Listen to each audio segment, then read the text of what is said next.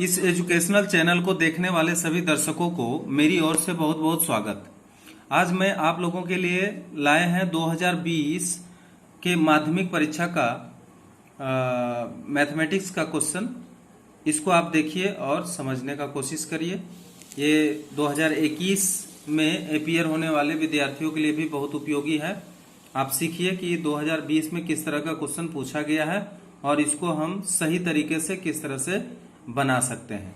तो देखिए, इसमें लिखा गया है कि 1, 2, 3, 4 के उत्तर पुस्तिका के प्रारंभ में जो क्रम संख्या लिखा हुआ है, आवश्यक गणना और चित्र यदि हो तो उत्तर पुस्तिका के प्रथम कुछ पृष्ठों के दाईं तरफ देना आवश्यक है। अर्थात जो ऑब्जेक्टिव क्वेश्चन है उसके लिए भी आप उसको हल करें और दाहिनी तरफ उसका जो है हल करके दिखाएं, ऐसा कहा गया है। ज्यादातर विद्यार्थी क्या करते हैं कि केवल ऑप्शन चुन चुन करके लिख देते हैं। ऐसा नहीं करना होगा। मैथमेटिक्स में क्या करना पड़ेगा, आपको दाहिने साइड उसका गणना भी करना होगा, उसका चित्र भी बनाना होगा। तो लीजिए हम वीडियो को शुरू करते हैं। क्वेश्चन नंबर देखिए 1 में क्या कहा जा रहा है, ध्यान से देखिए। क्वेश्चन में कहा गया है कि कोई मूलधन 10 वर्षों में 2 गुना होने से वार्षिक सरल ब्याज दर कितना होगा। यानी हमें दर निकालने के लिए कहा गया है। तो देखिए, आप इसका राइट साइड में क्या करेंगे, इसका कैलकुलेशन करेंगे। 1 नंबर का क्वेश्चन है। इसमें करना क्या है, आप देखिए दिया गया है, यहां पे तो दिया नहीं गया है, कुछ मानना पड़ेगा। माना कि मूलधन आप मान लेंगे, मूलधन बराबर x रुपया, ठीक है। तो अकॉर्डिंग टू क्वेश्चन क्या बताया है कि आप मूलधन अगर x माने हैं तो मिश्रधन बराबर कितना बोल गया है कि 2 गुना हो जाता है। मिश्रधन कितना होगा, 2x रुपया हो जाएगा, ठीक है। इसलिए ब्याज यहां आप निकाल लीजिए। ब्याज बराबर मिश्रधन और माइनस मूलधन। क्लियर, आप इसको इस तरह से निकाल लीजिए। तो देखिए यहाँ पे होता क्या है, मिश्रधन के लिए आप 2x बैठा लेंगे और मूलधन के लिए x बैठा लेंगे। अब बोलिए इसका आंसर कितना आएगा, x रुपया। तो इसका मतलब ब्याज भी x रुपया है। लेकिन यहाँ पे दर कितना दिया है, समय कितना दिया है, दर तो पूछा जा रहा है। समय बराबर दिया है 10 वर्ष, ठीक है। और यहाँ पे दर बराबर हम क्या करेंगे, वाट करेंगे, ठीक है। तो चूंकि ये बताया जा रहा है कि सरल वार्षिक ब्याज दर, तो सरल वार्षिक ब्याज दर है, तो सरल वार्षिक ब्याज दर का जो सूत्र होता है, चूंकि दर बराबर ब्याज गुना 100 बटे मूलधन गुना समय, ये सूत्र आप इसमें बैठाएंगे। ब्याज के जगह पे आप बैठा दीजिए x 100 और मूलधन के जगह पे बैठा दीजिए x और समय के जगह पर बैठा दीजिए 10। अब x आप काट दीजिए और 0 0 भी काट दीजिए। अब देखिए इसका आंसर आ जाता है 10%। तो इसका ऑप्शन जो है उसमें आप लिख सकते हैं कि इसका आंसर क्या आएगा। तो यहाँ पे जो 1 नंबर ऑप्शन दिए हैं, तो देखिए इसमें बी नंबर में ऑप्शन दिया हुआ है। बी नंबर में ऑप्शन जो दिया है वो है 10%। तो आप इसका आंसर यहाँ पे 10% लिखेंगे। इस तरह से आप यहाँ पे बी नंबर का जो ऑप्शन है उसमें आप दाग लगा सकते हैं, ठीक है। ये आपका आंसर हो गया। अब देखिए 2 नंबर क्वेश्चन में आप देखिए यहाँ पे इसको हम कैसे बना सकते हैं। तो 2 नंबर क्वेश्चन में देखिए, क्वेश्चन में क्या कहा गया है वो इसको ध्यान से आप देखिए। 2 नंबर में कहा गया है क्वेश्चन में कि x square minus 7x plus 3 equal to 0 समीकरण के दोनों मूलों का गुणनफल। यहाँ पे दोनों मूलों का गुणनफल पूछा जा रहा है, ठीक है। तो दोनों मूलों का गुणनफल अगर पूछा जा रहा है तो आप इसको किस तरह से निकालेंगे। तो देखिए जो समीकरण दिया है उसको पहले लिख लीजिए। समीकरण में है x square minus 7x plus 3 equal to 0, ठीक है। अब क्या करना है, इसमें देखना है कि a बराबर क्या है। a बराबर 1 है, आप जान रहे हैं। b बराबर -7 है और c बराबर 3 दिया हुआ है। ठीक है, अब मूलों का गुणनफल का आप सूत्र जानते हैं। मूलों का गुणनफल यानी alpha into beta. Alpha into beta बराबर होता है c डिवाइडेड बाय a। ठीक है, तो मूलों का गुणनफल हम यहाँ पे लिख सकते हैं। तो c डिवाइडेड बाय a है, तो c के जगह पे आप 3 बैठा सकते हैं और a के जगह पे 1 बैठा सकते हैं। तो 3/1 बराबर कितना हो जाता है? 3 हो जाता है। तो इसमें जो ऑप्शन दिया गया है उस ऑप्शन में आप देख सकते हैं कि बी नंबर का जो ऑप्शन है वो इसका सही ऑप्शन, बी नंबर नहीं सी नंबर का जो ऑप्शन है ये इसका सही ऑप्शन दिया हुआ है। तो इसको आप लिख सकते हैं, इसका आंसर सी नंबर का ऑप्शन होगा जो कि सही होगा। ठीक है, अब चले आइए 3 नंबर का क्वेश्चन। 3 नंबर में देखिए क्या कह रहा है कि ओ केंद्र वाले वृत्त की 2 जीवाएं ए बी और सी डी की लंबाई समान है और कोण AOB बराबर 60 डिग्री हुआ तो कोण COD का मान कितना होगा। तो देखिए, एक वृत्त हम बनाते हैं, इसके 2 जीवाएं हैं और दोनों कहता है समान लंबाई के हैं। जैसे AB जीवा अगर हम लेते हैं और दूसरा CD जीवा लेते हैं, ठीक है, तो दोनों जीवा कहता है समान लंबाई का है। ठीक है, अगर हम इसके द्वारा केंद्र को मिला दें, अर्थात O केंद्र वाला वृत्त है तो केंद्र को अगर हम मिला देते हैं, ठीक है, तो यहाँ पे क्या देखते हैं केंद्र को मिलाने के बाद कि ये कोण AOB बनता है। AOB कितना डिग्री बनता है? 60 डिग्री बनता है। तो ये कोण कितना डिग्री होगा यही पूछा है, COD कितना डिग्री का होगा। ठीक है, तो COD निकालने के लिए आप देखिए कि ये दोनों त्रिभुज क्या सर्वांगसम त्रिभुज है। अगर सर्वांगसम त्रिभुज है तो ये कोण और इसके कोरस्पोंडिंग ये वाला कोण होगा और दोनों बराबर होगा। तो हम लोग देखते हैं कि हमें कहा गया कि ये जीवा जो है दोनों क्या है? दोनों बराबर है। ठीक है, तो अगर त्रिभुज AOB और त्रिभुज COD में देखते हैं तो इसमें AB बराबर CD और आप देखिए AO ये अर्धव्यास है, ये OD के बराबर हो सकता है।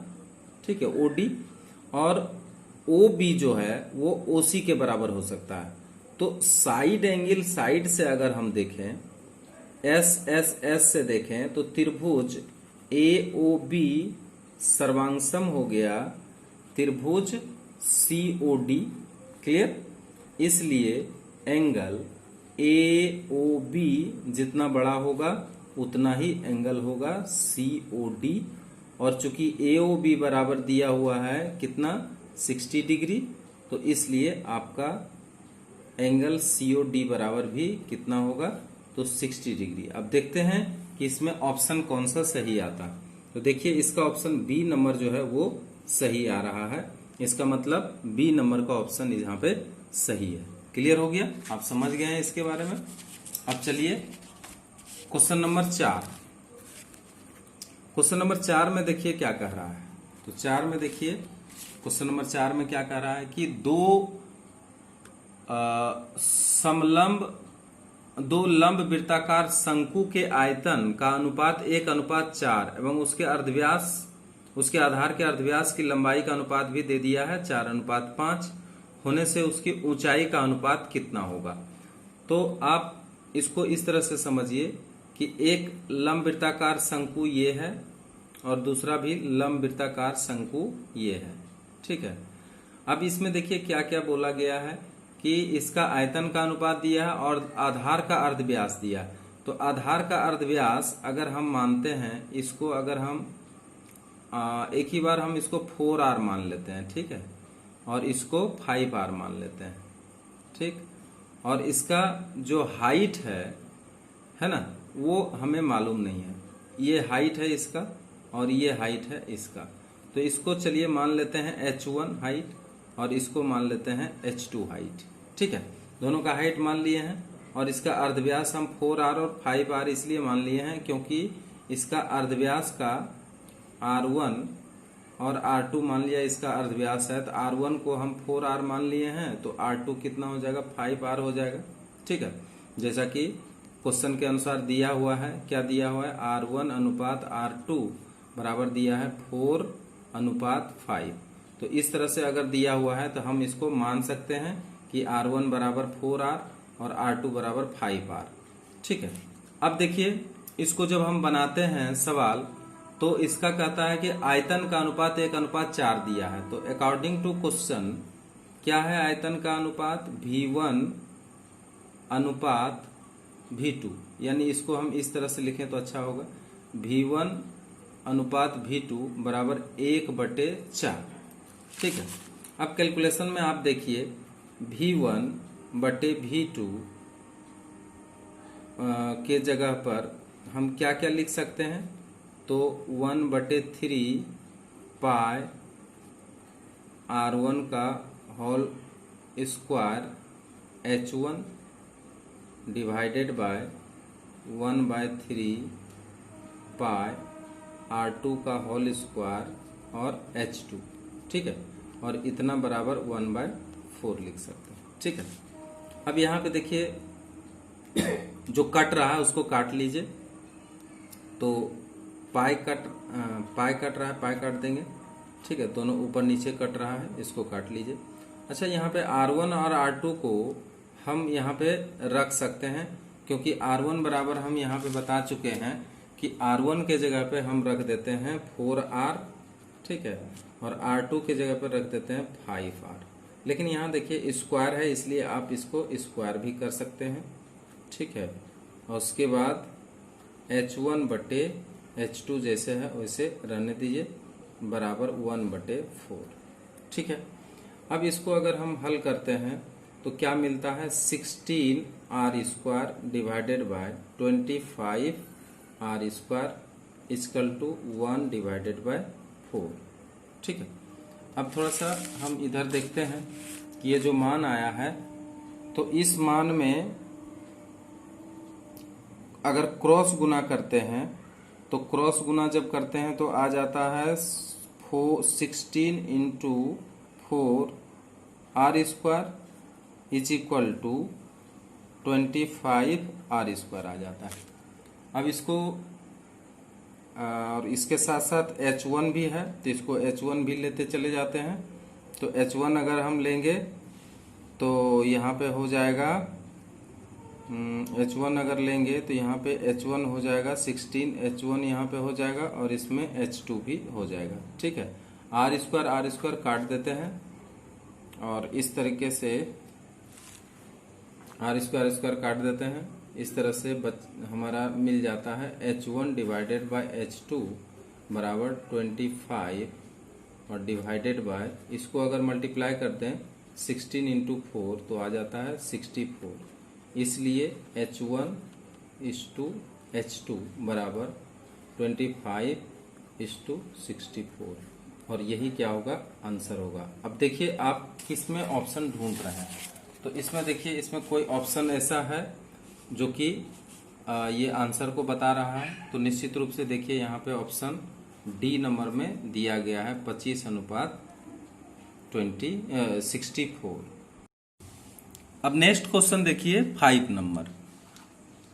अब ये 5 नंबर में क्वेश्चन क्या कहता है कि यदि sine theta minus cos theta equal to 0, ठीक है, और ये जो दिया हुआ है कि ये जो थीटा का मान है वो 0 डिग्री से बड़ा होना चाहिए और 90 डिग्री से छोटा होना चाहिए। ठीक है, ये ब्रैकेट में दिया हुआ है, और sec theta plus cosec theta equal to x हो तो x का मान निकालो। इसका मतलब हमको यहाँ पे sec theta plus cosec theta का ही मान निकालना पड़ेगा, तभी x का मान निकल जाएगा। तो देखिए इसको हम किस तरह से हल करते हैं। तो गिवन क्या दिया हुआ है, सो पहले देख लीजिए आप। दिया हुआ है sine theta minus cos theta equal to 0। ठीक है, ये दिया हुआ है, ध्यान से देखिए। अब इसको हम लिख सकते हैं, क्या लिख सकते हैं कि साइन थीटा बराबर कॉस थीटा। क्यों लिख सकते हैं, क्योंकि माइनस का चिन्ह है, बराबर के दूसरी तरफ ले जाएंगे।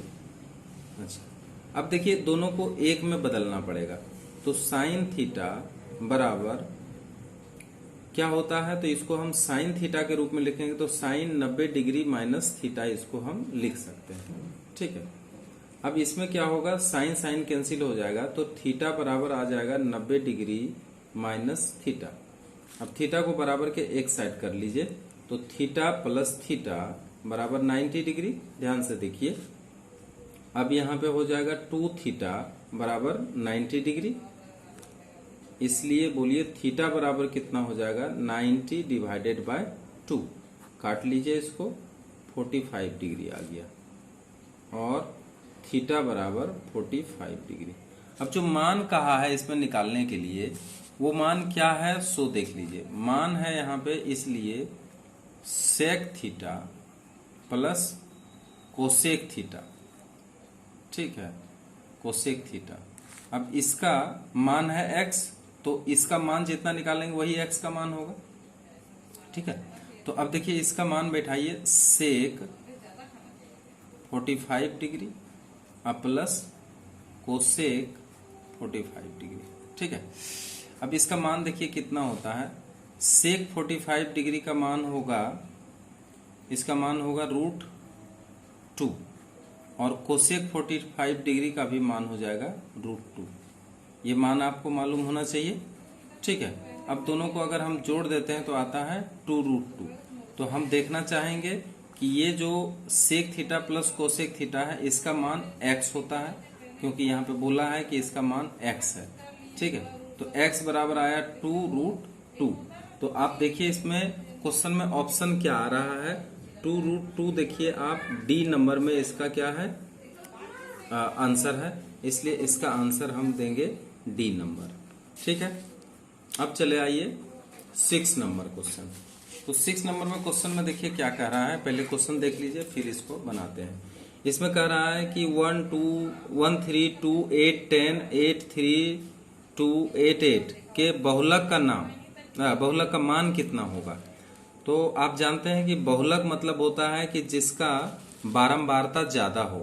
तो यहाँ देखिए 8 8 8 8, कितना 8 है, 1 2 3 4 8 है। बाकी देखिए कोई भी संख्या ऐसा नहीं है जो कि 4 है या फिर 4 से ज्यादा है। ठीक है, नहीं है।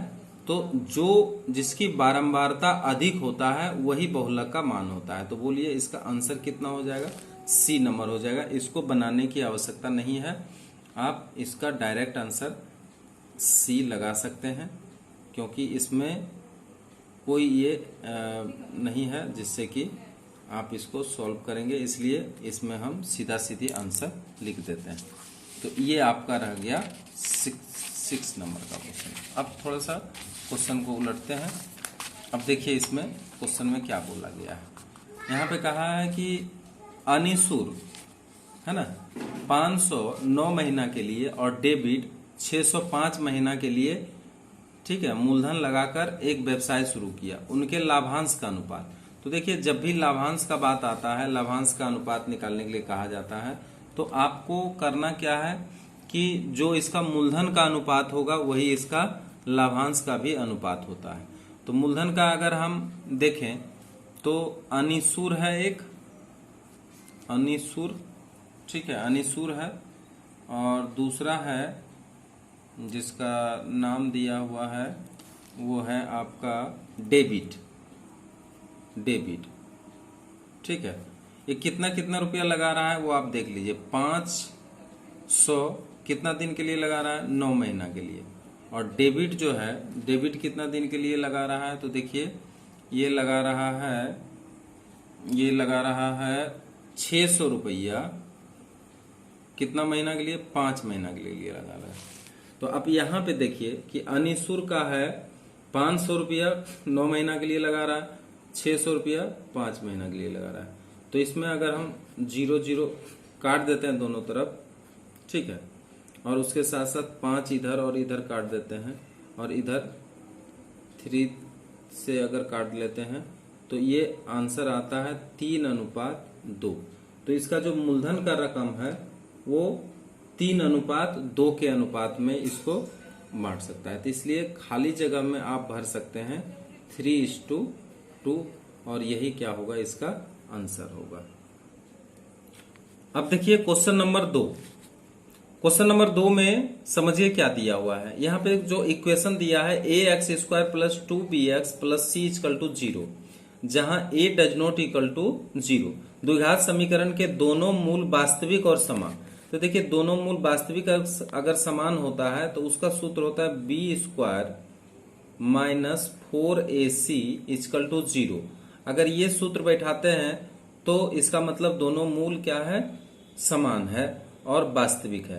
तो यहाँ पे देख लीजिए पहले a बराबर आखिर क्या है, तो a बराबर तो आपका a ही मिल रहा है, लेकिन b बराबर यहाँ देखिए 2b मिल रहा है, ठीक है, 2b मिल रहा है, और c बराबर आपका c ही मिल रहा है। तो यहाँ इसके हिसाब से हमको बनाना है, ऐसा नहीं कि ये वाला जो है सूत्र है इसी पर बैठा देंगे। तो उस हिसाब से देखिए अगर हम बनाएंगे इसको तो b के जगह पे हमको लिखना पड़ेगा 2b का होल स्क्वायर, ठीक है, इज इक्वल टू कितना लिखना पड़ेगा 4ac। तो यहाँ पे लिखेंगे 4 इंटू ए इंटू सी, यानी इसका सब वही चीज है, इसलिए 4ac इसको रखेंगे। अब देखिए यहाँ पे जो मान आया है इसमें आ जाएगा आपका 4b square equal to 4ac, ठीक ना। अब अगर 4 काट देंगे दोनों तरफ से, चलिए इसको 4 और 4 को हम दोनों तरफ काट देते हैं, तो b स्क्वायर का मान यहाँ पे क्या आ जाएगा, ac आ जाएगा। तो यहाँ जो आप भरेंगे यहाँ पे ac भरेंगे। बहुत विद्यार्थी क्या किया है, यहाँ 4ac भर के चले आया है, लेकिन 4ac नहीं होगा, आप इसको ac यहाँ पे लिख सकते हैं और ac ही इसका सही आंसर होगा। क्लियर। अब चले आइए 3 नंबर। दो समकोण का योगफल कितना होने से उनके परस्पर संपूरक कहा जाता है। तो ये अब तो अच्छी तरह से जानते हैं, 180 डिग्री होने से ही परस्पर क्या होता है, संपूरक उसको कहा जा सकता है, ये तो ऐसे ही जानते हैं। अब 4 नंबर में देखिए साइन 3 थीटा का सबसे बड़ा मान क्या हो सकता है। तो देखिए साइन में अगर आप मान देखते हैं तो सबसे बड़ा मान इसका 1 ही आता है, चाहे वो 3 थीटा हो, 4 थीटा हो, 5 थीटा, कुछ भी दिया हुआ रहे, तो थीटा का सबसे बड़ा मान जो आता है वही उसका आंसर होता है। क्लियर हो गया। अब 5 नंबर में चले आइए। एक ठोस गोलक को गलाकर एक ठोस लंबवृत्ताकार बेलन तैयार किया गया है, तो गोलक एवं बेलन का डैश समान होगा, ठीक है।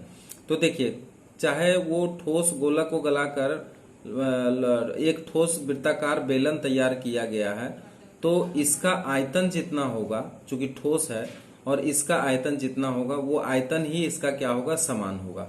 बाकी क्या होगा, ऊंचाई बदल सकता है, इसका व्यास बदल सकता है, तो ये सब चेंज हो सकता है, ठीक है। लेकिन यहाँ पर क्या होगा, आयतन इसका समान ही रहेगा, इसलिए यहाँ पे आंसर में आप भर दीजिए आयतन। क्लियर है। अब चलिए 6 नंबर। कुछ छात्रों की उम्र 10 वर्ष, 11 वर्ष, 9 वर्ष, 7 वर्ष, 13 वर्ष, 8 वर्ष और 14 वर्ष होने से उनकी उम्र की मध्यमिका निकालिए। तो देखिए इसको पहले हम सजाते हैं ऊर्ध्व क्रम में। तो उधर ऊर्ध्व क्रम में अगर सजाएंगे तो पहले 7 होगा, फिर 8 होगा, फिर 9 होगा, ठीक है, फिर 10 होगा, फिर 11 होगा, फिर 13 होगा, फिर 14 होगा। अब काउंट कीजिए कितना है, 1 2 3 4 5 6 7 होगा, 1 2 3 4 5 6 7, इसमें भी 7 ले लिए। इसको ऊर्ध्व क्रम में बोलते हैं सजाना। तो पहले ऊर्ध्व क्रम में सजा लीजिए। और यहाँ पे देखिए n बराबर आपका कितना हुआ, 1 2 3 4 5 6 7 हुआ। तो 7 बताइए सम संख्या है कि विषम संख्या है, तो आप बोलेंगे विषम संख्या है। तो विषम संख्या का जो सूत्र होता है, ठीक है, माध्यिका या मध्यमिका जो भी बोले, तो माध्यिका का जो सूत्र होता है वो होता है n+1 डिवाइडेड बाय 2 वे, ठीक है। तो अब n के जगह पे बोलिए क्या बैठा देंगे आप, 7 बैठाएंगे, अब +1 बैठाएंगे, डिवाइडेड बाय 2 बैठाएंगे, और यहाँ पे बे लिखेंगे, बे। अब देखिए कितना होगा, 8 डिवाइडेड बाय 2, इसको काट लीजिए, बराबर होगा 4 बे। यानी चौथा नंबर का जो यहाँ पे डाटा दिया हुआ है इसमें देख लीजिए, चौथा नंबर 1 2 3 4, चौथा नंबर में देखिए कितना आ रहा है, 10 आ रहा है। तो इसका आंसर क्या हो जाएगा, 10 हो जाएगा। ये आप 10 यहाँ पे भर सकते हैं। क्लियर हो गया। अब चले आइए आगे का सवाल। आगे में देखिए क्या लिखा हुआ है। आगे देखिए 2 नंबर का सवाल, इसको थोड़ा सा बनाना पड़ेगा। 2 नंबर में देखिए क्या लिखा है कि वार्षिक सरल ब्याज R/2 है, यानी R बराबर हम R/2% लिख सकते हैं। ठीक है। अच्छा, इसमें मूलधन लिखा है 2p रुपया, ठीक है, और समय लिखा है T वर्ष, ठीक है, का मिश्रधन भी लिखा है कि इतना होगा। देखिए इसमें सत्य और असत्य करना है। ठीक है, तो देखते हैं मिश्रधन का सूत्र हम बैठाते हैं। मिश्रधन बराबर, अगर ये मिश्रधन इतना मिल जाता है तो हम कहेंगे इसको सत्य, और नहीं मिलता है तो सत्य नहीं होगा। देखिए मूलधन मिश्रधन बराबर होता है, अगर हम इसको निकालें तो मूलधन प्लस ब्याज होता है। ठीक है, उसी को मिश्रधन बोलते हैं। मूलधन हम बैठा देंगे 2p प्लस ब्याज इसका निकाल लीजिए, मूलधन गुना समय गुना दर बटे 100। आप इसको निकाल लीजिए, 2 आप काट लीजिए। अब देखिए यहाँ पे आता है 2p plus PRT divided by 100। तो देखिए क्या आपका ये आंसर दिया हुआ है। अगर है तो आप सत्य कहेंगे, और अगर नहीं दिया हुआ है तो आप इसे गलत कहेंगे। तो बोलिए क्या दिया हुआ है, इसको हम क्या लिखेंगे, सत्य। तो अब क्वेश्चन में देखिए ये क्या हो जाएगा, सत्य। इसको हम सत्य लिख सकते हैं। क्लियर हो गया 1 नंबर का। 2 नंबर क्वेश्चन देखिए आप किस तरह से इसको बना सकते हैं। 2 नंबर में क्वेश्चन आप देखिए, क्वेश्चन नंबर में क्वेश्चन पूछ रहा है कि 2a equal to 3b equal to 4c। ठीक है, ये दिया हुआ है। ठीक है, ये गिवन। तो ये जब बराबर बराबर दिया हुआ है तो अब हमें पूछ रहा है कि a b अनुपात c का मान कितना होगा। a b और c का अनुपात पूछ रहा है। इसमें रिलेशन दिया हुआ है कि ये आपस में बराबर है, इसको बराबर हम k मान लेते हैं। इसलिए बताइए a बराबर क्या होगा, k डिवाइडेड बाय 2, और b बराबर निकालिएगा तो k डिवाइडेड बाय 3, और c बराबर निकालिएगा तो k डिवाइडेड बाय 4। ठीक है, अब जब a अनुपात b अनुपात c पूछा जा रहा है तो इसके जगह पे हम k/2 लिखेंगे ना, इसके जगह पे k/3 लिखेंगे, इसके जगह पे k/4 लिखेंगे। सबका एलसीएम ले लीजिए और उसी से मल्टीप्लाई कर दीजिए तो इसका पूर्णांक में अनुपात निकल जाएगा। तो बोलिए इसका एलसीएम 12 हो जाएगा। तो k डिवाइडेड बाय 2 इंटू 12 कर दीजिए, k डिवाइडेड बाय 3 इंटू 12 कर दीजिए, और k डिवाइडेड बाय 4 इंटू 12 कर दीजिए। कोई फर्क नहीं पड़ता है, क्योंकि अनुपात में अगर हम एक ही अंक से मल्टीप्लाई करते हैं तो उसके मान में कोई फर्क नहीं पड़ता है। तो आप 6 इसको काट लीजिए, इसको 4 से काट लीजिए, इसको 3 से काट लीजिए, और के भी काट ही दीजिए। ठीक है, तो आएगा अनुपात 6:4:3। तो अब देख लीजिए कि ये सही है या नहीं है। तो यहाँ पे देखिए लिखा है 2:3:4। तो क्या ये सत्य है, नहीं, ये क्या है, असत्य है। इसको लिख सकते हैं असत्य।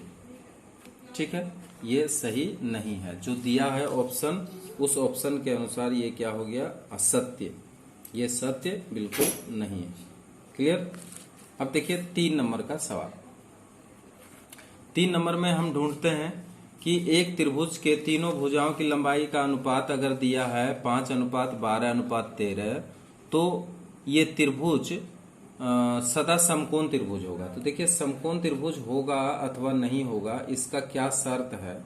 तो देखिए पाइथागोरस के नियम के अनुसार बताया गया है कि त्रिभुज जो होता है, अगर मान लिया जाए इसका एक भुजा 5 है, दूसरा 12 है, तीसरा 13 है। 13 हम यहाँ पे क्यों लिए हैं, क्योंकि देखिए हमेशा क्या होता है, किसी भी समकोण त्रिभुज का कर्ण सबसे बड़ी भुजा होती है। ठीक है, तो अगर पाइथागोरस के नियम के अनुसार, पाइथागोरस के नियम से होता है कि लंब स्क्वायर जोड़ आधार स्क्वायर बराबर कर्ण स्क्वायर।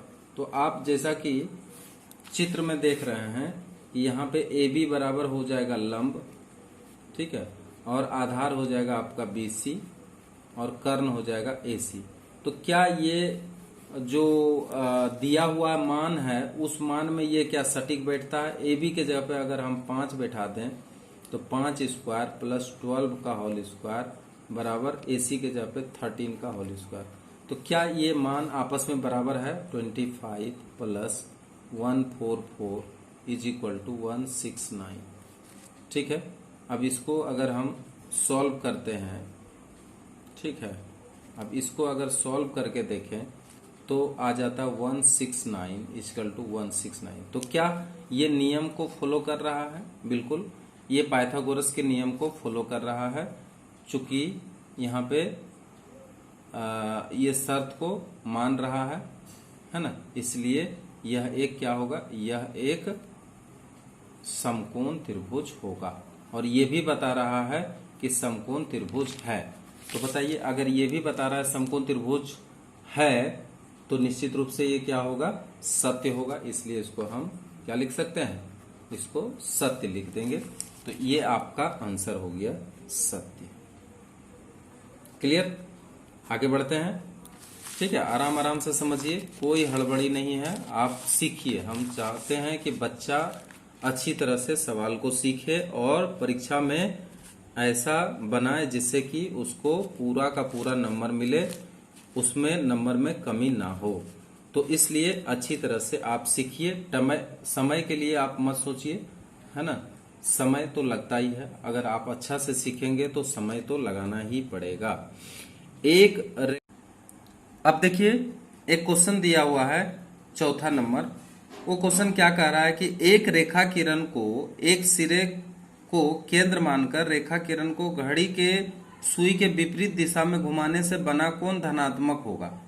तो देखिए, घड़ी का जो दिशा होता है वो हम अगर देखें तो ये है इसका घड़ी का दिशा, जिसको कहते हैं घड़ी जिस दिशा में घूमता है, और घड़ी के विपरीत दिशा ये होता है।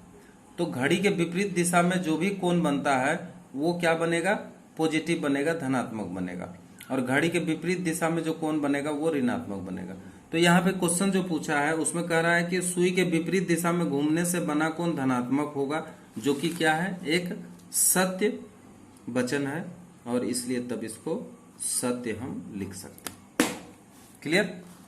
अब चले आइए नेक्स्ट क्वेश्चन, जो कि 5 नंबर का क्वेश्चन है। देखिए 5 नंबर के क्वेश्चन में क्या कह रहा है उसको गौर से देखिए। यहाँ पे कह रहा है कि यदि n एक सम संख्या हो तो उनकी मध्यमा n/2 एवं n/2 -1 वे पदों का माध्य होगी। ये भी असत्य है। ठीक है, असत्य कैसे है देखिए, हम बताते हैं कि अगर सम संख्या में रहता है तो उसका होता है n/2 plus n/2 plus 1 divided by 2। ये इसका माध्य का सूत्र होता है, मध्यमिका का सूत्र होता है, मध्यमिका का सूत्र होता है। ठीक है, तो मध्यमिका अगर हम इसका निकालते हैं तो ये सूत्र होता है। जबकि यहाँ पे क्या किया है, यहाँ पे n/2 - 1 लिख दिया है, इसलिए इसको असत्य हम बोल सकते हैं।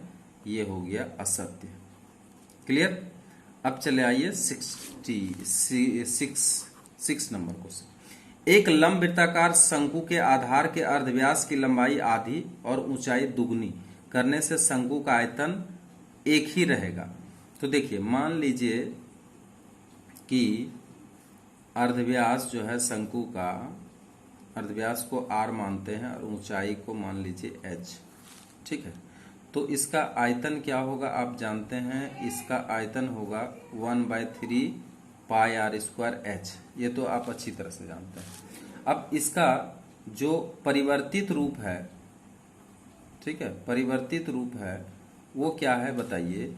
इसका अर्धव्यास को क्या किया है पढ़ दीजिए, इसमें क्वेश्चन पढ़िए पता चलेगा। अर्धव्यास को क्या किया, अर्धव्यास की लंबाई को आधी कर दी गई है, तो आप इसको r/2 लिख सकते हैं। ठीक है, और ऊंचाई को दुगना कर दिया गया है। ऊंचाई को क्या कर दिया गया है, दुगना कर दिया, यानी 2h कर दिया गया है। अब अगर हम इसका आयतन निकालते हैं तो देखते हैं कि क्या फर्क पड़ता है।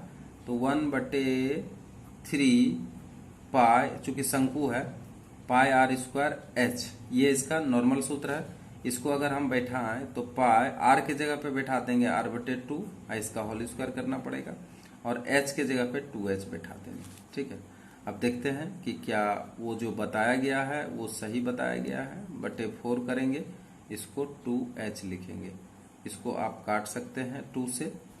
अब देखिए यहाँ पे 1/2 आ गया तो 1/2 इधर लिखिए, 1/3 रहने दीजिए, और उसके बाद पाई r² h भी रहने दीजिए। लेकिन यहाँ देखिए यहाँ पे 1/2 दिया है, तो अब इसको अगर हम बाहर में 1/2 करें तो इसका मतलब क्या है कि इसका आयतन जो है वो हाफ हो जाता है, पहले के अपेक्षा इसका आयतन कितना हो जाता है, आधा हो जाता है। तो क्या ये समान है या फिर परिवर्तित हो गया है? परिवर्तित हो गया है, इसलिए इसको हम क्या कहेंगे, असत्य। और ये जो आंसर है जो दिया हुआ है, बोला गया है कि ये क्या होगा, आयतन एक समान होगा, बिल्कुल नहीं होगा, ये क्या हो जाएगा, असत्य हो जाएगा। समझ में आ रहा है? एकदम आराम आराम से समझिए, कोई हड़बड़ी नहीं है।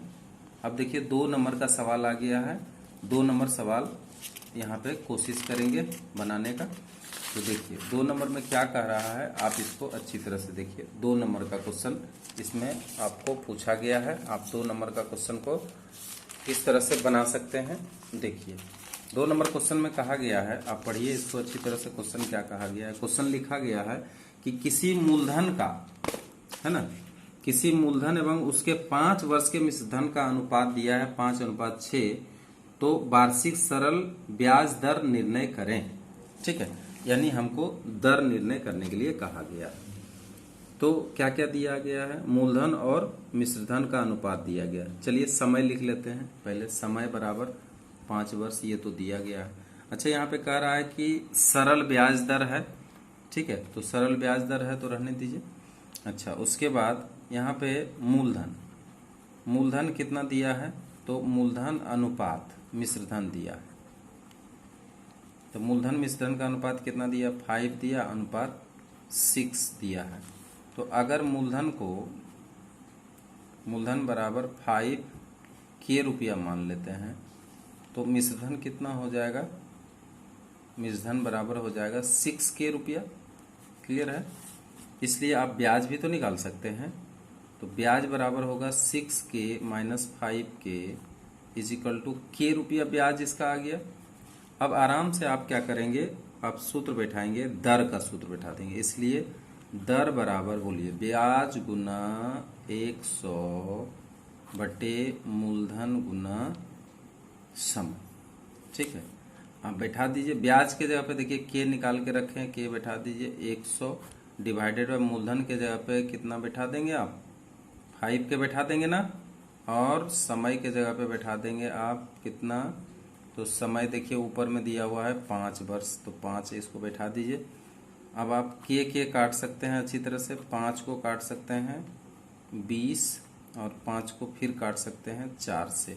तो इसका आंसर आया है 4%।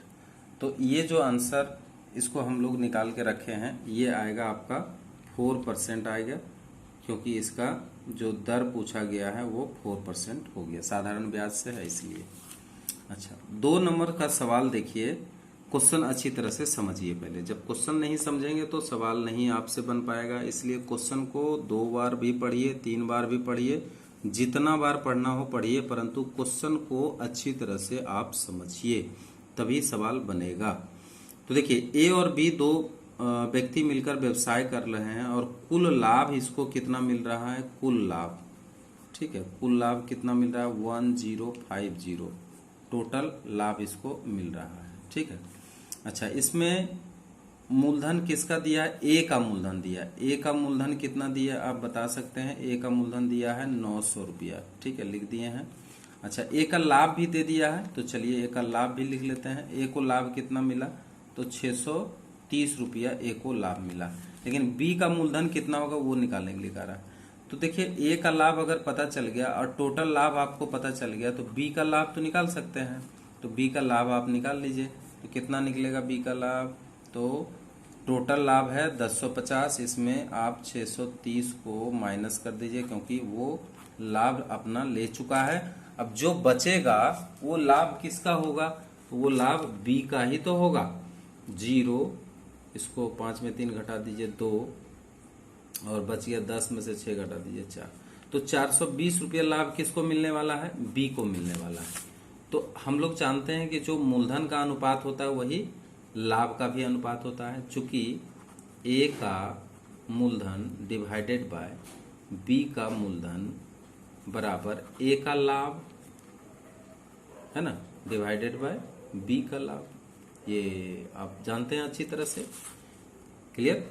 अब देखिए ए का लाभ जो है कितना है, आप यहां बैठाइए 630 बैठा देते हैं।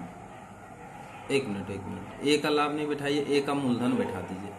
चलिए ए का मूलधन बैठा देते हैं 900 रुपया, और बी का मूलधन दिया है क्या? नहीं दिया है, तो बी का मूलधन को बी ही रख देते हैं, और ए का लाभ जो दिया हुआ है वो बैठा दीजिए 630 रुपया, और बी का 420 रुपया। ठीक है, बैठा दिए। 0 0 आप काट सकते हैं, 21 से काट दीजिए, 21 दूनी 42 हो जाएगा, 21 दिया 63 हो जाएगा। ठीक है, और 3 को यहां से काट दीजिए, आप ऐसे काट सकते हैं, कोई असुविधा नहीं है।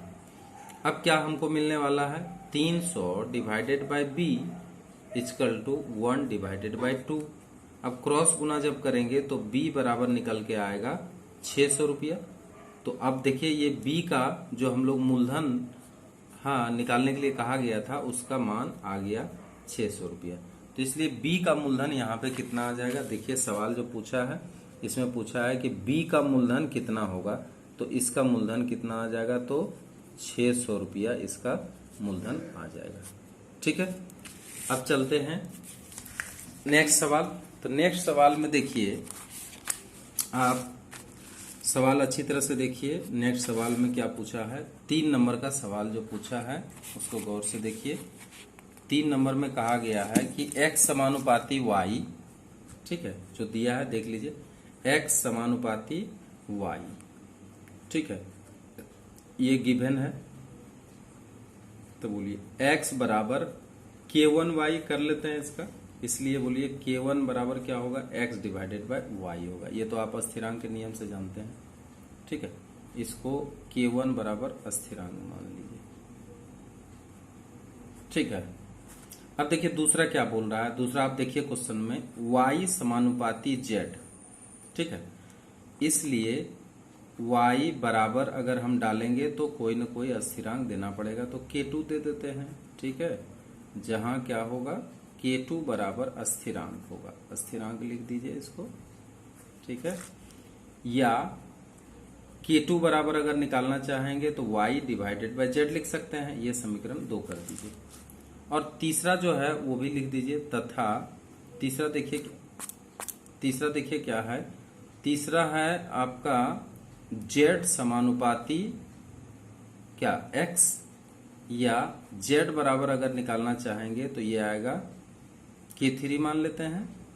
ठीक है, तो यहाँ k बराबर, जहां k3 बराबर स्थिरांक इसको मान लेते हैं।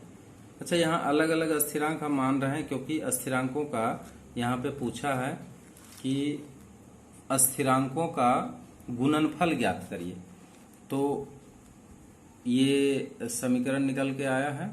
ठीक है, या k3 बराबर क्या निकल के आएगा? x divided by z। इसको समीकरण 3 कर दीजिए।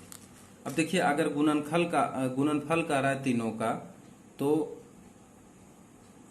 1 2 तथा 3 को समीकरण लिख दीजिए। इसको समीकरण 1 2 तथा 3 है ना को गुना करने पर, तो अब अगर इसको गुना करते हैं तो क्या मिलता है? तो गुना करते हैं तो इधर k1 into k2 into k3 मिलेगा ना। और इधर देखिए क्या क्या मिलने वाला है? x डिवाइडेड बाय y मिलने वाला है, y डिवाइडेड बाय z मिलने वाला है, और x डिवाइडेड बाय z मिलने वाला है। तो देखिए इसमें कुछ कट रहा है तो आप काट लीजिए इसको। अच्छा, ये वाला देखिए x, इसमें z डिवाइडेड बाय x होगा, यहाँ पे थोड़ा सा भूल हो गया है, z डिवाइडेड बाय x होगा, क्योंकि यहाँ देखिए z यहाँ है, x को बराबर के इधर भेजेंगे तो यहाँ पे होगा z डिवाइडेड बाय x। ठीक है, तो z डिवाइडेड बाय x, तो इसको लास्ट में हम z डिवाइडेड बाय x कर सकते हैं। एक्स एक्स काट लेंगे, वाई वाई भी काट लेंगे और जेड जेड भी काट लेंगे। तो बोलिए K1 K2 K3 बराबर कितना आ रहा है 1। तो आपको यही करके दिखा देना होगा, इसी में आपको नंबर मिलने वाला है। अर्थात स्थिरांकों का गुणनफल कितना आया है, अर्थात स्थिरांकों का गुणनफल बराबर 1, और यही क्या हो गया, आंसर हो गया। तो इस तरह से हम क्वेश्चन देख लिए हैं कि ये इस क्वेश्चन का आंसर कितना होगा। अब देखिए 4 नंबर का सवाल देखिए।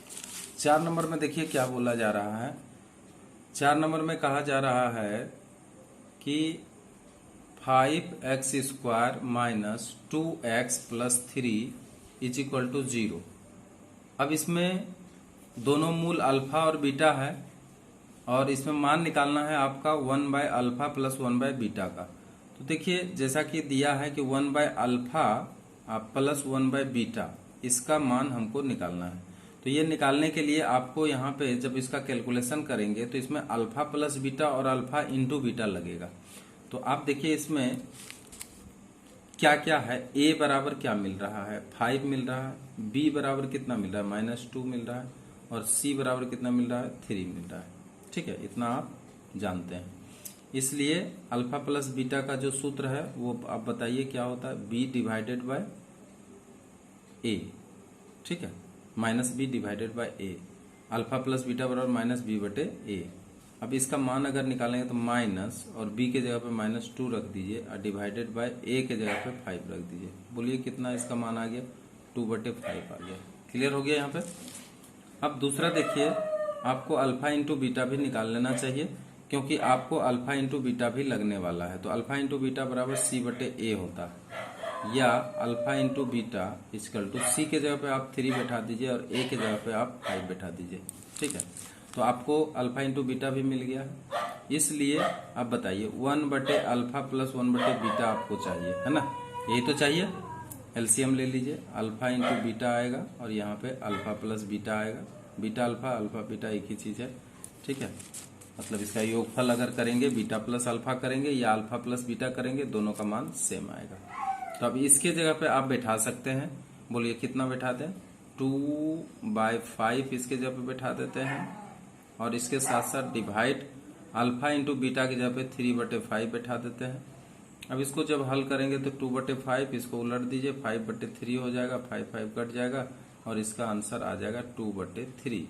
तो ये जो आपका आंसर आया है यही फाइनल आंसर आपका मिल गया है। तो इस तरह से हम इसका आंसर लिख सकते हैं। इसका आंसर लिख सकते हैं, कितना आया है, इसका आंसर आ गया है 2/3। तो इसका आंसर आप दे सकते हैं 2/3, और यही इसका आंसर। क्लियर है। तो इस तरह से आप देख लिए हैं। अब देखिए सवाल नंबर, अब देखिए इसका सवाल जो है वो देख लीजिए, वो है आपका 5 नंबर सवाल। अब 5 नंबर सवाल देखिए, ये बहुत ही थ्योरम पर आधारित सवाल है। तो थ्योरम में ध्यान रखिएगा कि इसका जो हम लोग उपप्रमेय किए हैं, उस उपप्रमेय का अगर सूत्र लागू हो जाए तो हम लोग इसमें कर लेंगे तो अच्छा होगा। ऐसा सवाल में सबसे पहले तो आप चित्र बनाइए। चित्र बनाने से ही आपको अच्छी तरह से समझ में आएगा। तो देखिए एक आयत है ABCD, चलिए आयत बना लिए हैं। अब इसमें कह रहा है कि O बिंदु इसके अंदर कहीं भी है, तो कहीं भी है तो जहां मर्जी ले लीजिए, मान लिया जाए O यहाँ पे हम ले रहे हैं। ठीक है, अब यहाँ पे जैसे से बोला जा रहा है AO को मिला दीजिए, O को D से मिला दीजिए। ठीक है, और O को B से भी मिला दीजिए और O को किससे मिला दीजिए, C से मिला दीजिए, क्योंकि ऐसा बताया गया है कि किसको किसको मिलाना है। अच्छा, जो मान दिया है वो देख लीजिए आप। OB का मान कितना है, OB का मान दिया 6 आप लिख लीजिए। ठीक है, OD का मान कितना दिया है, OD का मान दे दिया 8 सेंटीमीटर, और OA का मान भी दे दिया है 5 सेंटीमीटर। ठीक है, हमको OC निकालने के लिए कहा गया है। तो याद करिए, एक थ्योरम में, एक उपप्रमेय में बताया गया है कि अगर किसी आयत के अंदर कोई अगर बिंदु O ले लिया जाए, या कोई भी बिंदु अगर लिया जाए, तो इसके बीच में रिलेशन क्या होता है, हम डायरेक्ट रिलेशन बता दे रहे हैं कि AO का होल स्क्वायर प्लस OC का whole square is equal to होता है OB का होल स्क्वायर प्लस OD का होल स्क्वायर। ये हम लोग जानते हैं। तो चूंकि ये हम सूत्र पहले लिख देंगे। सूत्र लिखने के बाद अब देखिए जो जो मान दिया हुआ AO के जगह पे 5 है तो आपको 5 का स्क्वायर बैठा दीजिए। OC के देखिए 2 नंबर का सवाल है इसलिए इसको प्रूव करने की आवश्यकता नहीं है, आप इसको इस तरह से बनाने से भी आपका नंबर मिल जाएगा। और OC मालूम नहीं है, इसको OC का होल स्क्वायर ही रहने दीजिए। OB का मान कितना है आप रख दीजिए 6 का होल स्क्वायर, और OD का मान कितना है रख दीजिए 8 का होल स्क्वायर। ठीक है, अब इसको आगे बढ़िए तो आएगा 25 प्लस OC तो आपको मालूम नहीं है, रख दीजिए OC निकालना है। 6 का मान है 36, 6 का होल स्क्वायर, और इसका 64। अब देखिए इसका मान कितना आया, OC का होल स्क्वायर बराबर, आप इसको जोड़ सकते हैं तो 100, और इसको बराबर के उधर भेज दिए 75। ठीक है, 75 नहीं 25। अब इसको अगर माइनस करते हैं तो OC का होल स्क्वायर बराबर आता है 75। ठीक है, अब 75 को अगर हम रूट निकालते हैं, ठीक है, तो कितना आ जाता है 5 इंटू 5 इंटू 3, ये ना आ जाता है। और इसको अगर वर्गमूल निकालेंगे तो 5√3 सेंटीमीटर। तो इसका लंबाई कितना निकल के आ गया है 5√3 सेंटीमीटर। इसका आंसर निकल करके आ गया 5√3। अब देखिए एक सवाल है, आप 6 नंबर का सवाल देखिए। क्वेश्चन क्या है कि एक समकोण त्रिभुज है, आप एक समकोण त्रिभुज बना लीजिए ABC। अच्छा, ये समकोण त्रिभुज ऐसा है जिसमें कहा कि B पर समकोण है, तो B पर 90 डिग्री का कोण बना लीजिए। ठीक है, अब कहा AB कितना है, तो AB 3 सेंटीमीटर है, लिखते हैं AB बराबर 3 सेंटीमीटर। BC कितना है, BC बोला 4 सेंटीमीटर है। ठीक है, तो AC भुजा पर क्या किया है, लंब डाल दिया B से, तो BD लंब डाल दिया AC भुजा पर। ठीक है, तो कहते हैं BD की लंबाई कितनी होगी। तो ये लंबाई निकालने के लिए आप देखिए क्या करेंगे, सबसे पहले तो AC निकाल लेंगे। समकोण त्रिभुज ABC में अगर ये समकोण त्रिभुज है तो बोलिए AC कर्ण होगा, तो AC बराबर क्या होगा, AB का होल स्क्वायर प्लस BC का होल स्क्वायर अंडर रूट। ये पाइथागोरस के हिसाब से हम कर दे रहे हैं। अब AB के जगह पे आप 3 बैठा सकते हैं, तो 3 का होल स्क्वायर प्लस 4 का भी होल स्क्वायर, और इसको अंडर रूट कर दीजिए। क्लियर है। अब इसको 9 करिए, प्लस इसको 4 चौक 16 कर दीजिए, अंडर रूट कर दीजिए। अब आके आया इसका 25, अंडर रूट कर दीजिए, आएगा 5। तो आप जान गए हैं कि यहाँ पे हमारा AC का मान निकल के आ गया 5। अब देखिए किसी भी त्रिभुज में अगर आधार मिल जाता है, ठीक है, तो ऊंचाई निकालने के लिए अगर कहा जाए और क्षेत्रफल अगर दे दिया जाए, तो सबसे पहले इसका क्षेत्रफल निकाल लेते हैं। त्रिभुज ABC का क्षेत्रफल बराबर, तो क्षेत्रफल हम लोग जानते हैं समकोण त्रिभुज का क्षेत्रफल बराबर होता है 1/2 गुना लंब गुना आधार। ठीक है, तो 1/2। अब यहाँ लंब देख लीजिए, आपका लंब क्या है 3 है, और आधार क्या है 4 है। इसको काट लीजिए, आ गया इसका 6 वर्ग सेंटीमीटर। ठीक है, 6 वर्ग सेंटीमीटर आ गया है। अब देखिए हमको जो निकालना है वो क्या निकालना है, यहाँ पे देखिए फिगर में देखिए समझ में आएगा। तो चूंकि त्रिभुज का क्षेत्रफल निकल के आ गया कितना 6 वर्ग सेंटीमीटर। अब त्रिभुज का क्षेत्रफल 1/2, आधार इसका AC ले लीजिए और ऊंचाई BD ले लीजिए, बराबर 6। ठीक है, या 1/2 इंटू AC के जगह पे आप 5 बैठा दीजिए, क्योंकि आप निकाल चुके हैं 5। ठीक है, और BD को BD ही रहने दीजिए, बराबर 6। ठीक है, अब यहाँ पे क्या होगा कि इसको हम काट नहीं सकते हैं, तो यहाँ पे आ जाएगा 5BD इज इक्वल टू, इसको मल्टीप्लाई कर दीजिए, आ जाएगा 12। इस तरह से इसको अगर हम डिवाइड करते हैं तो BD का मान निकल करके आ जा रहा है 12/5 आएगा 2.5। तो 2.5 सेंटीमीटर जो है लंबाई होगा किसका, BD का लंबाई होगा। तो इस तरह से हम इस त्रिभुज में हम क्षेत्रफल इसका निकाल लिए हैं और इसका लंबाई आ गया 2.5 सेंटीमीटर। क्लियर है। अब हम आगे बढ़ते हैं। तो आप सवाल देखिए कि क्वेश्चन क्या पूछा गया है, आप अच्छी तरह से देखिए।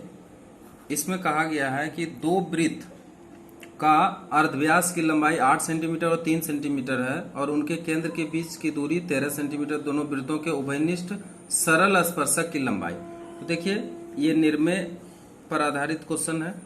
मान लिया जाए कि दो वृत्त हम ले लेते हैं, ठीक है, जिसका कि केंद्र के बीच की दूरी यहाँ पे बता दिया गया है। कितना केंद्र का बीच की दूरी है, तो आप देखिए इसका 13 सेंटीमीटर केंद्र के बीच की दूरी है, ठीक है। अब इसके ऊपर एक स्पर्शक खींचा है, इस स्पर्शक का लंबाई हमें ज्ञात करने के लिए बोला जा रहा है, ठीक है। तो ये मान लिया जाए स्पर्शक PQ खींच लिया। अब यहाँ से देखिए कि हम जानते हैं कि स्पर्शक का जो स्पर्श बिंदु है ये मान लिया जाए R और S, ये स्पर्श बिंदु है, ठीक है। तो R पर ये 90 डिग्री का कोण बनता है। ये हम लोग जानते हैं कि स्पर्श बिंदु और केंद्र को मिलाने वाली रेखा स्पर्शक पर क्या होते हैं, लंब होते हैं, ठीक है। तो इस तरह से हम देख रहे हैं कि ये मान लिया A और B केंद्र वाला दो वृत्त है जिसके केंद्र के बीच की दूरी 13 सेंटीमीटर है। अब यहाँ करते हम क्या है कि एक समानांतर सरल रेखा खींचते हैं, किसके, AB के समानांतर एक सरल रेखा हम खींच देते हैं। तो इसके समानांतर सरल रेखा अगर हम खींचते हैं तो देखिए एक त्रिभुज निकल के आता है। मान लिया जाए कि हम E और S के बीच में एक समानांतर रेखा ES को मिलाकर AB के समानांतर रेखा हम खींच देते हैं। तो ये समानांतर रेखा जैसे ही खींचते हैं तो ये समानांतर चतुर्भुज का निर्माण हो जाता है। और समानांतर चतुर्भुज का जब निर्माण हो जाता है तो ये 13 सेंटीमीटर है, तो ये भी कितना हो जाएगा, 13 सेंटीमीटर। और ये आपका 3 सेंटीमीटर है और ये आपका पूरा 8 सेंटीमीटर है। तो आप बताइए कि ये आपका 3 सेंटीमीटर तो माइनस हो जाएगा और ये बच जाएगा कितना, 5 सेंटीमीटर। यानी RE का बीच का दूरी कितना हो जाएगा, RE बराबर आपका हो जाएगा 8 - 3 = 5 सेंटीमीटर हो जाएगा, ठीक है। और ES बराबर हो जाएगा 13 सेंटीमीटर, क्योंकि ये एक आयत के रूप में हो गया और आयत के रूप में हो गया तो ये जितना इसका आमने सामने की भुजा होगा वो बराबर हो जाएगी। तो अब देखिए त्रिभुज अगर हम देखें RES में, तो ये त्रिभुज कैसा त्रिभुज है, एक समकोण त्रिभुज है। तो समकोण त्रिभुज है जिसका कि कर्ण कितना हो जाएगा, तो कर्ण आप बता सकते हैं कि इसका ES है बराबर 13 सेंटीमीटर है। और इसका जो आधार है वो इसका आ जाएगा RE और ये है कितना आपका, ये है निकल के आया है यहाँ पे देखिए 5 सेंटीमीटर निकल के आया है, ठीक है। तो चूंकि आपको निकालना क्या है, यहाँ पे स्पर्शक का लंबाई निकालना है, तो स्पर्शक का लंबाई लंब का रूप में काम करेगा। तो RS बराबर लंब हो जाएगा बराबर वाट हो जाएगा। चूंकि लंब का सूत्र जो होता है पाइथागोरस में, तो h² - p²√, ठीक है, जहां हाइपोटेनस और ये b²√, ठीक है। तो अब देखिए h के जगह पे आप बैठा दीजिए 13 का होल स्क्वायर माइनस p के जगह पे आप 5 का होल स्क्वायर रखेंगे। और इसको जब हम सॉल्व करते हैं तो 169 आता है और 25 आता है और इसका अंडर रूट करते हैं तो 144 आता है अंडर रूट और इसका मान 12 सेंटीमीटर आ जाता है। तो अब देखिए ये सवाल, अगर ये बहुत ही इंपॉर्टेंट सवाल है, आप इसको अगर परीक्षा में बनाने के लिए आता हो तो ध्यान दीजिए, हमेशा जैसा हम यहाँ पे समझा दिए हैं उसी हिसाब से आपको क्या करना पड़ेगा, इस सवाल को हल कर लेना पड़ेगा, ठीक है। तो इसका आंसर कितना आ गया, तो देखिए इसका आंसर आ गया 12 सेंटीमीटर और यही इसका सही आंसर है। चलिए अब आगे बढ़ते हैं। क्वेश्चन देखिए, एक बहुत ही आसान क्वेश्चन डाला है, वो है 8 नंबर का सवाल। देखिए 8 नंबर का सवाल में कहता क्या है, पहले आप क्वेश्चन देख लीजिए। इसमें कह रहा है कि एक घड़ी के घंटे की सुई 1 घंटे में 2 जो कोण बनाएगी उसका वृत्तीय मान।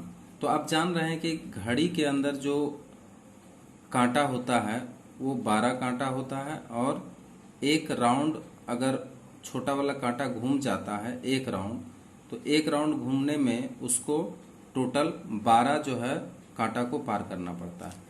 तो चूंकि 12 कांटा पार अगर किया तो 12 घंटा हुआ, तो चूंकि 12 घंटा में वो कितना डिग्री का कोण बना रहा है, 360 डिग्री का कोण बन रहा है। इसलिए हमको कह रहा है कि 1 घंटे में वह कितना कोण बनाएगा। तो 1 घंटा में कितना बनाएगा, तो 360 डिवाइडेड बाय 12 कर देंगे, 12 तिया 36, यानी 30 डिग्री का कोण बना रहा है। ठीक है, अब ये 30 डिग्री का जो कोण आया इसको वृत्तीय मान में बदलने के लिए कह रहा है। तो वृत्तीय मान कितना होगा, तो वृत्तीय मान में 30 डिवाइडेड बाय 180 करिए और पाई रेडियन कर दीजिए।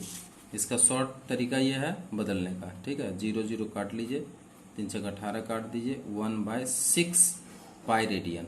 तो यही इसका आंसर आ गया। तो बड़ी आसानी से हम इसको सवाल को बना लेते हैं।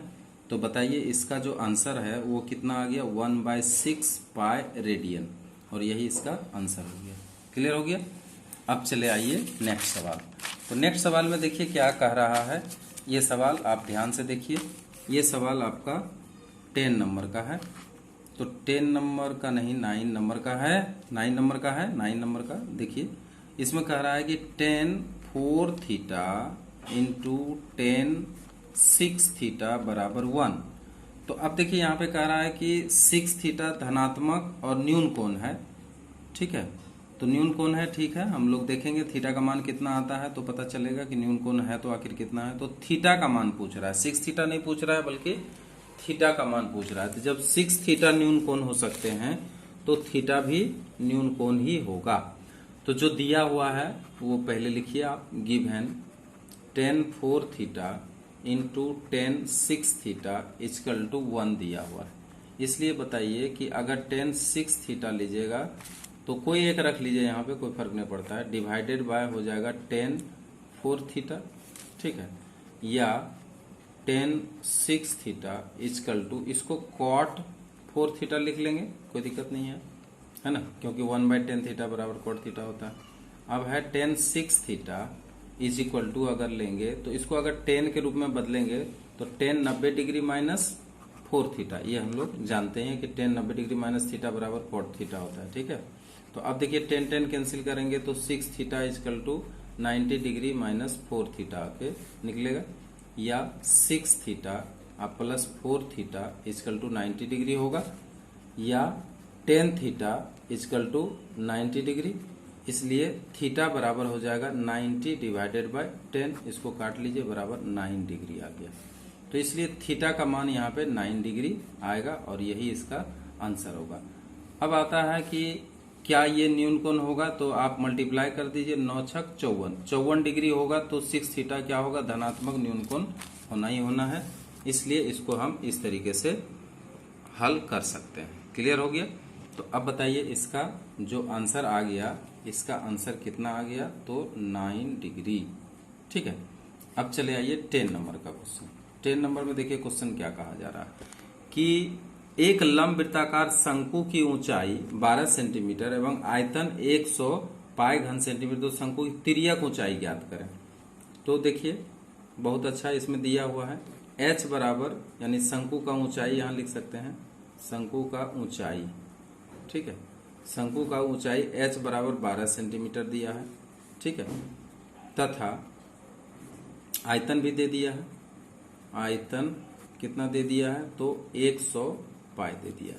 आयतन का सूत्र बैठा दीजिए, शंकु का 1/3 pi r square h equal to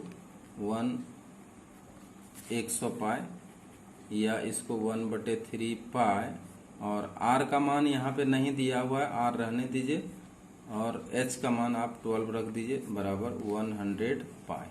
पाई पाई को आप कैंसिल करिए और 3 से आप काट सकते हैं, 4 को भी काट सकते हैं, 25, या r स्क्वायर बराबर 25 आया है, या r बराबर आ जाएगा √25, या r बराबर आ गया 5 सेंटीमीटर। तो आप यहाँ देख लिए हैं कि इसका अर्धव्यास जो है शंकु का, ये 5 सेंटीमीटर के रूप में आ गया है। ठीक है, जब अर्धव्यास जब आ गया है तो यहाँ पे गौर करिए कि इसका ऊंचाई निकालने के लिए बोल रहा है। तो ऊंचाई को अगर हम कौन सा ऊंचाई, तिर्यक ऊंचाई बोल रहा है, तो तिर्यक ऊंचाई, ठीक है, तिर्यक ऊंचाई बराबर एल बराबर वाट। तो चूंकि एल का सूत्र बता दीजिए क्या होता है, H square plus R square under root, होता है कि नहीं होता है। अब देखिए एच भी हम निकाल के रखे हैं, एच तो दिया हुआ ही है और आर हम निकाल के रखे हैं। दोनों का अगर हम मान बैठा देते हैं तो इसका मान आता है 144 प्लस 25, अंडर रूट भी करते जाइए, और इसका मान होता है 12, ये जोड़ दीजिए तो इसका मान हो जाएगा 169 अंडर रूट, और 169 का वर्गमूल 13 होता है। तो 13 सेंटीमीटर निकल के आ गया है। तो इसका आंसर आप बताइए कितना होगा, 13 सेंटीमीटर इसका आंसर हो जाएगा। क्लियर हो गया। अब आगे बढ़िए। अब जो है सवाल देखिए आप 11 नंबर का सवाल देखिए। दो गोलक के वक्र तल का क्षेत्रफल का अनुपात दिया है 1:4, ठीक है। अब कह रहा है कि उसके आयतन का अनुपात कितना होगा। तो वक्र तल का क्षेत्रफल, अगर हम पहला का गोलक है और ये भी गोलक है, इसका अगर हम R1 मानते हैं, इसको R2 मानते हैं, ठीक है, तो इसका वक्र तल का क्षेत्रफल क्या होगा। तो ये अगर फर्स्ट है और ये अगर सेकंड है, तो बताइए कि प्रथम गोलक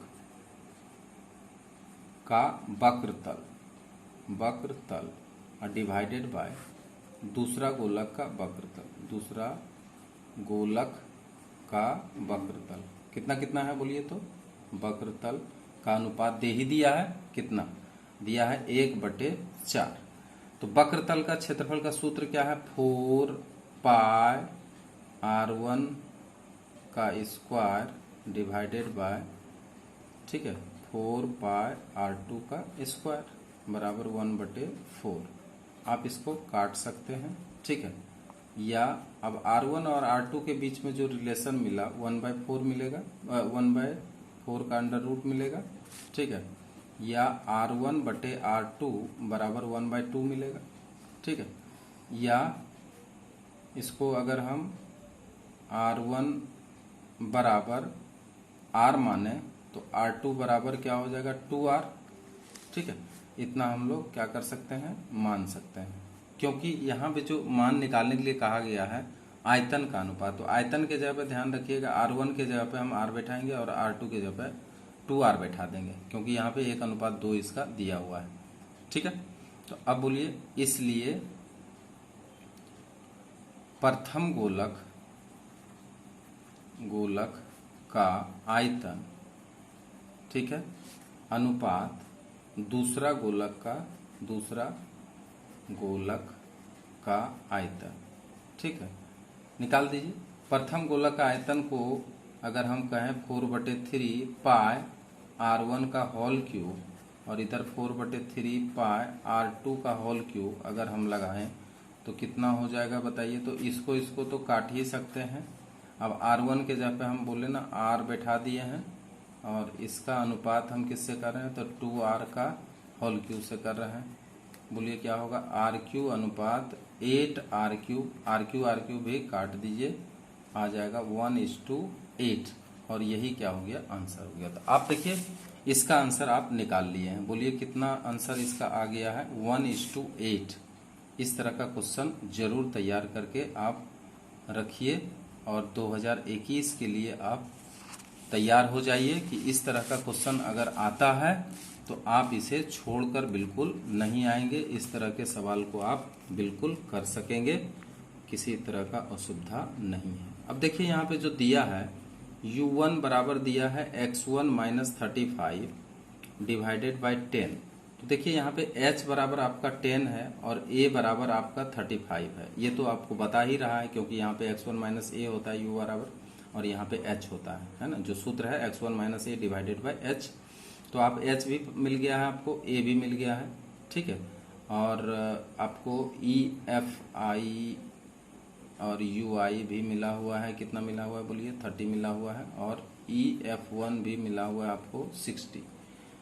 तो x बार का जो सूत्र है वो है a + h ठीक है। E sigma F I U I, ये तो आप जानते ही हैं, सिग्मा एफ आई, यही है ना। तो इसका मान आपको निकालना है। तो एक्स बार इजकल टू ए के जगह पे बताइए क्या बैठा दें, 35 प्लस एच के जगह पे कितना बैठा देंगे 10, और एफ आई यू आई देखिए यहाँ पे दिया हुआ है 30 और डिवाइडेड बाय कितना दिया हुआ है एफ आई, यहाँ देख लीजिए 60 दिया हुआ है। तो आप 0 0 काट लीजिए, 3 दूनी 6 काट लीजिए और 2 को काट दीजिए 5 से। तो इस तरह से एक्स बार का मतलब हो गया 35 प्लस 5 इजकल टू 40। तो ये जो 40 आया है वही एक्स बार का क्या आ गया है, मान आ गया है, ठीक है। और यही इसका आंसर है। तो यहाँ पे बोला जा रहा है कि एक्स बार का मान कितना होगा, तो एक्स बार का मान यहाँ कितना निकल के आया 40, यही आंसर हुआ।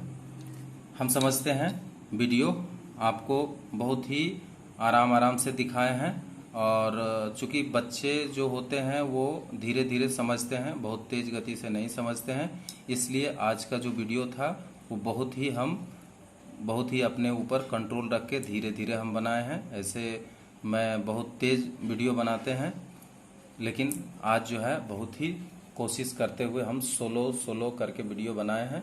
आप इसे अच्छी तरह से देखिए और समझिए, और अगर ये वीडियो अच्छा लगा तो आप हमारे इस वीडियो को, जो नए हैं वो सब्सक्राइब जरूर करिए और हमारा हौसला बढ़ाइए, और सब दूसरे बच्चों को भी आप शेयर करते रहिए।